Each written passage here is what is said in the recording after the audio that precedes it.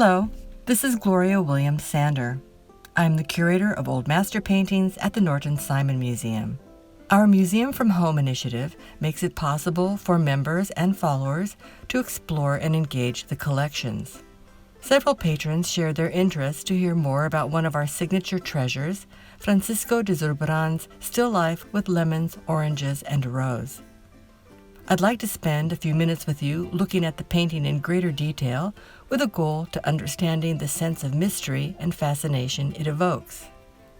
Zurbarán selected a modestly sized canvas, approximately 25 by 43 inches. The composition opens on the left with a pewter plate that holds 4 citrons, a parent fruit of lemons.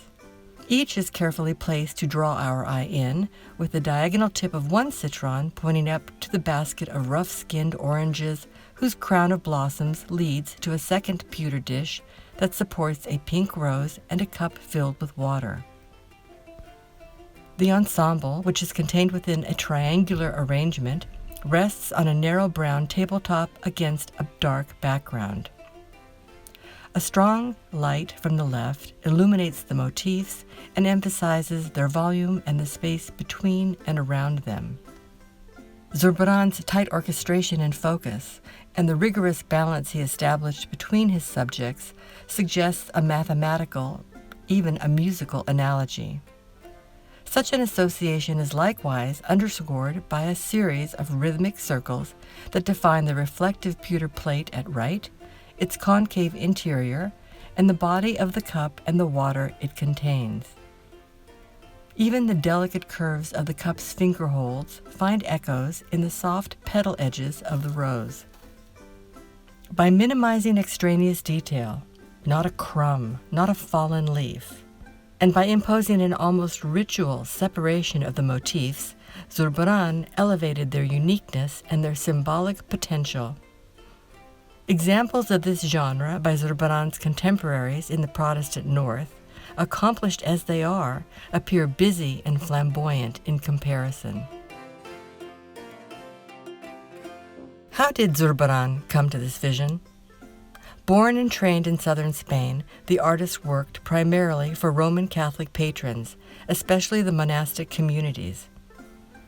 In Seville, he gave visual form to the Christian mysteries of the Holy Family and to the ecstasies of the saints with the unstinting realism and focus that characterize this still life.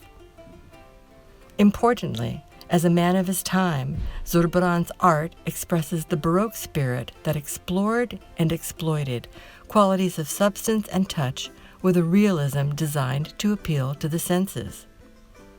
In 17th century Europe, where tensions between Protestants and Catholics were deeply felt, Counter-Reformation theologists recognized and welcomed the value of the arts to stimulate religious devotion and meditation. Zurbarán's quiet, even austere pictorial interpretations were perfectly suited to the conservative, inward nature of his country's spirituality. Each of the objects here held meaningful associations for the devout. The division into 3 units is an allusion to the Trinity, the Father, the Son, and the Holy Spirit. The table functions as a symbolic altar. Closer contemplation of the motifs reveals strong associations to the Virgin Mary. The thornless rose and the cup of water signify her love, purity, and chastity. The citrons are an Easter fruit that, along with the oranges and their blossoms, promise renewed life. The definition of still life, a work of art depicting inanimate, typically commonplace objects, does not suffice to capture the immersive effect of Zurbarán's accomplishment here. And the sense of calm and tranquility that characterized the painting appeals to a modern aesthetic that esteems clarity and simplicity. This virtuoso effort by the artist is his only signed and dated still life. I hope you will see it on your next visit to the museum.